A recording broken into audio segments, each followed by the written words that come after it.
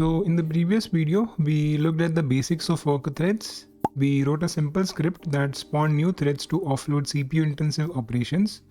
But as I mentioned earlier, the main difference, or at least one of the core differences between child processes and worker threads, is that worker threads can share memory because they are essentially part of the same process.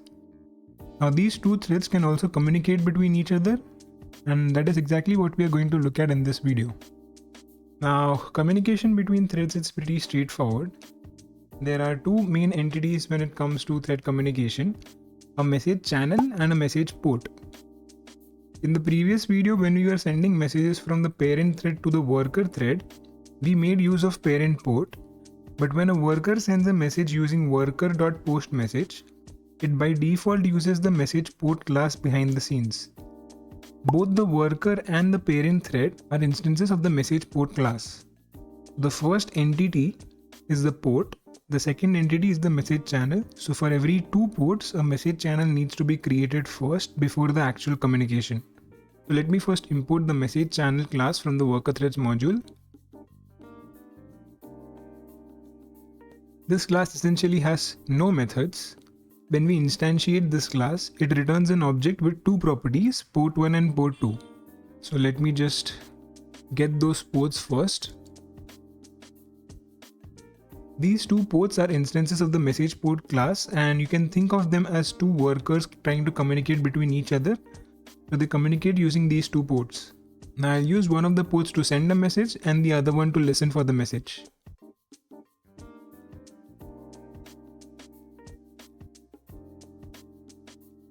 So if I run this, you will see a message printed on the console. You can see that the message got triggered. This message was sent to the port 1 and port 1 was listening for this message event, so it got the message from port 2 and then it basically printed this console message. Now there's a close event as well, which gets triggered when either side of the channel gets disconnected.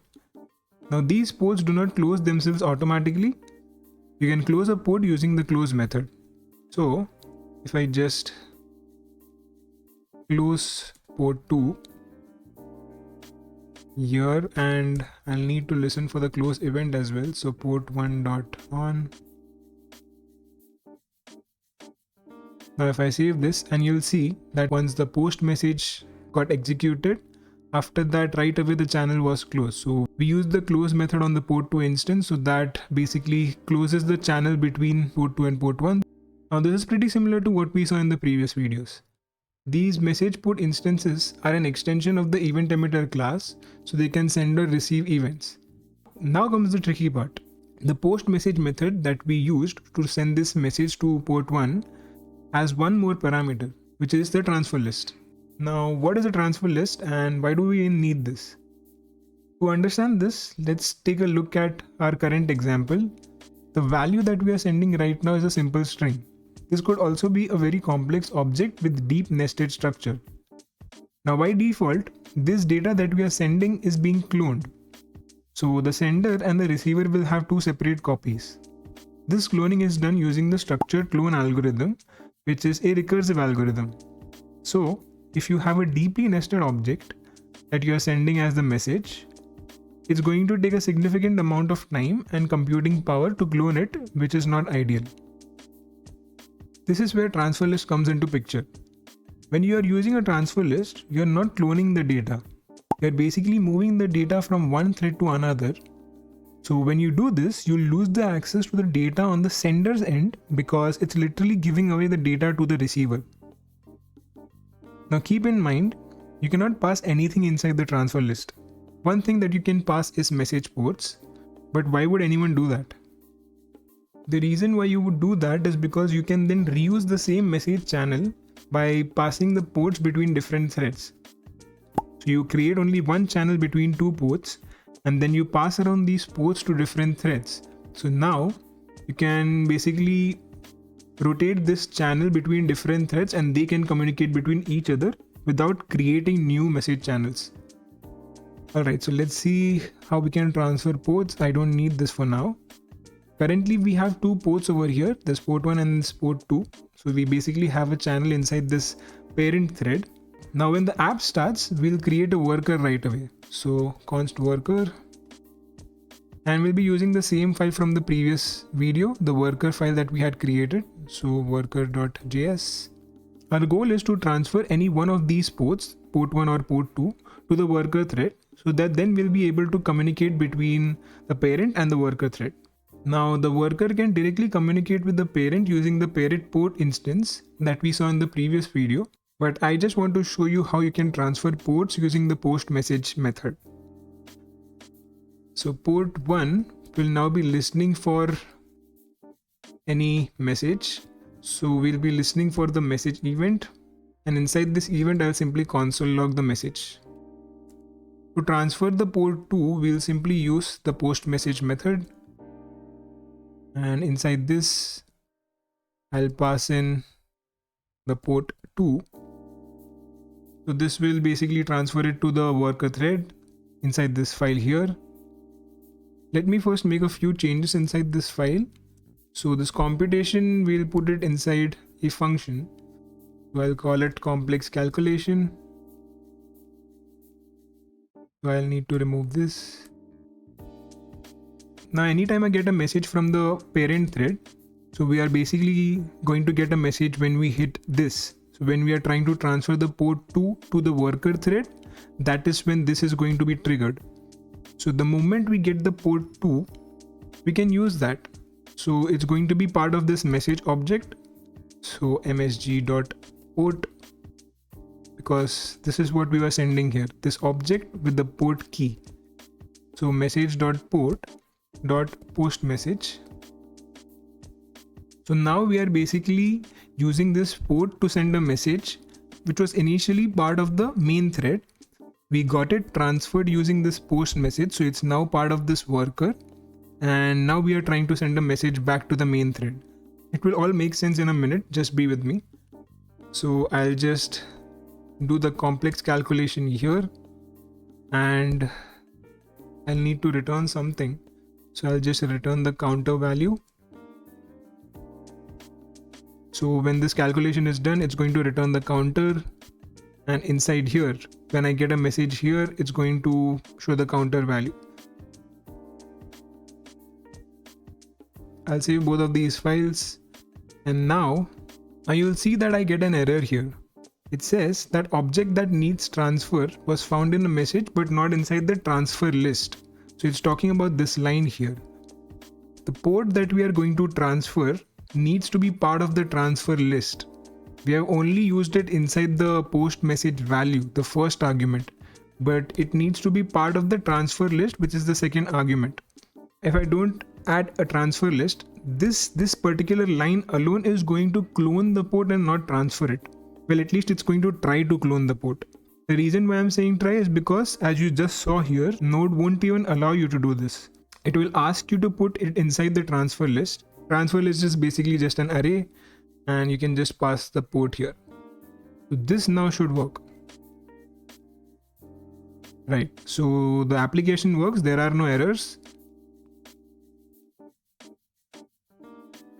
I'm getting an error here because, right, this is not. Now if you wait for a while, once this calculation is done, you'll get a message back. So essentially, we now have the port 2 moved from the main thread to the worker thread. Now the second item that we can pass inside the transfer list is an array buffer. An array buffer, to be honest, has nothing to do with a typical array. You can think of an array buffer as a fixed length, contiguous memory area. So the length cannot be changed once you declare it, which definitely is not the case when it comes to your typical arrays. So it's just some space in the memory, that's it. You cannot access the elements inside an array buffer directly like we do in the case of regular arrays. We need something called a data view, which is basically an interpretation of the array buffer. So let me just take you through an example. Say we want to create a 16-byte array buffer. Now every byte is 8 bits. So in total we have 128 bits worth of space. Now I can view this buffer as 16 8-bit integers. So there will be 16 blocks, and each block will have 1 byte, which is 8 bits. So the total becomes 128 bits. This is one way of representing your 16-byte array buffer. Now each block inside this buffer will have a number between 0 to 255 because 8-bit numbers can only go up till 255. I can also view this buffer as 8 16-bit integers. Each of these blocks will have 2 bytes now, and 2 bytes equals 16 bits, so the total again sums up to 128 bits. The range this time is going to be higher for each block, so each block can have a number between the range 0 to 65,535. This can again be viewed differently as 4 32-bit integers. So I'm sure you get the idea. These are different kind of data views that you can use to represent your array buffer. Now let's come back to worker threads. As I mentioned, the array buffer can be part of the transfer list. Implementation wise, it's again very similar to what we saw with the message ports. Let me create an array buffer of 16 bytes first. We won't be needing this anymore, so I'm going to get rid of this. Now the data view that I'll go for will be an 8-bit integer array, which means that each element inside our buffer should stay between 0 to 255. Now this 8-bit, 16-bit, 32-bit arrays are called typed arrays. So data view is more like an idea, as in to represent an array buffer, we'll need a data view. And typed arrays are the data view for array buffers, the actual technical thing. So this 8-bit integer array or 16-bit integer array are technically called typed arrays, and they provide a way to view the data inside an array buffer in 8, 16 or 32-bit formats, if that makes sense. So I'll be creating a data view now, which is a typed array, which is going to be an 8-bit integer array. So int 8 array. I'll pass in the buffer here. You don't have to worry about the offset. I'll set it to 0 and there will be 16 elements. Actually, I removed the worker from the previous example, so let me just create it once again. Alright, so now I'll send the data view to the worker thread, and inside the worker thread I'll simply console log it.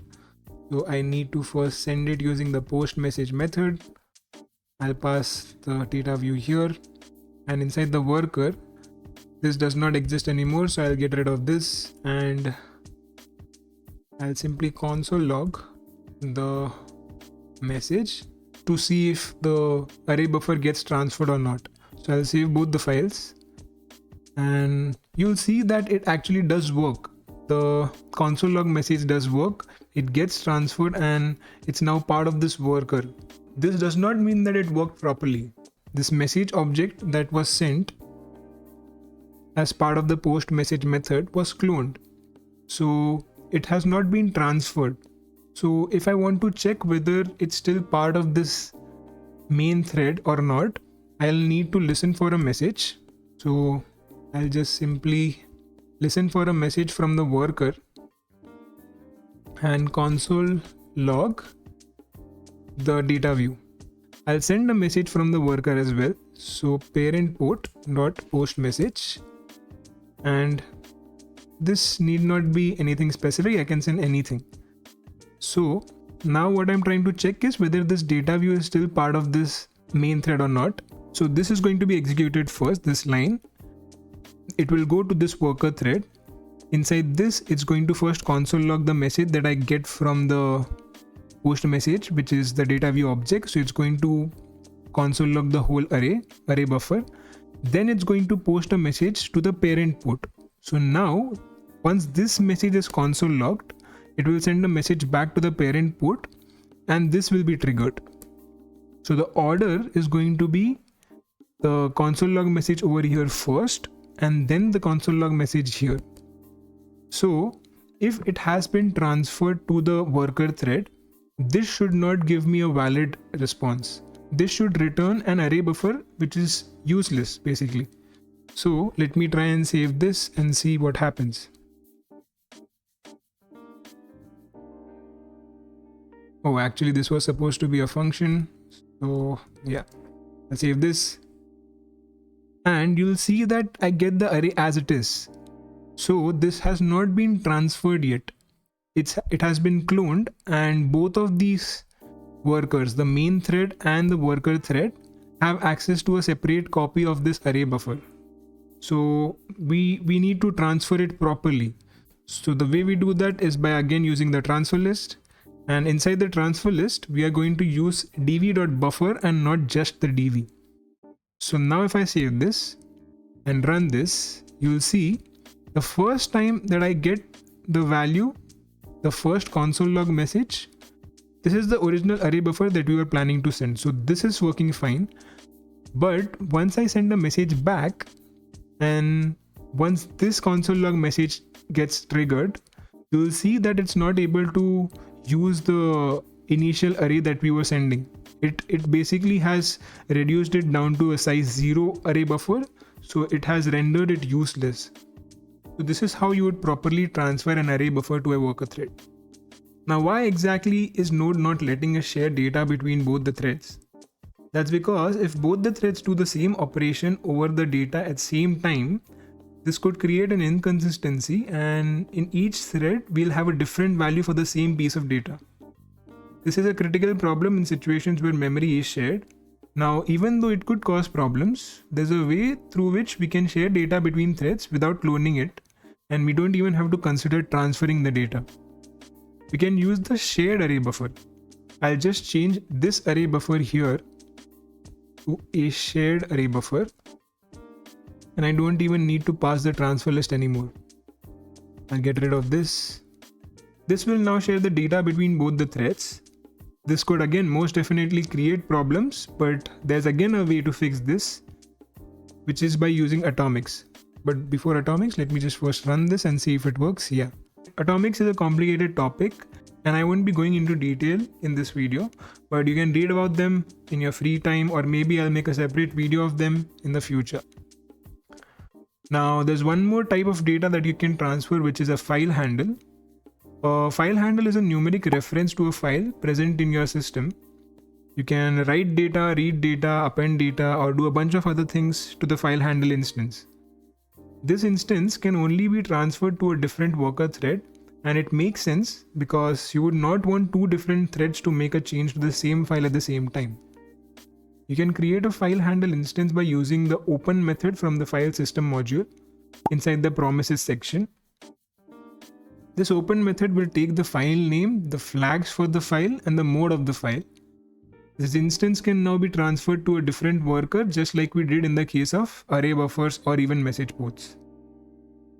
And yeah, that's pretty much it for this video. This could have been a bit complicated for you because it has a bunch of details and intricacies which you need to take care of. I would suggest you to watch it multiple times so that you get a hold on these topics. Try to play around with your own set of examples, and I'm sure it will make more sense to you. I'll also be putting down some extra resources in the description for you to check out. This video was part of a series where we looked at multitasking in Node.js.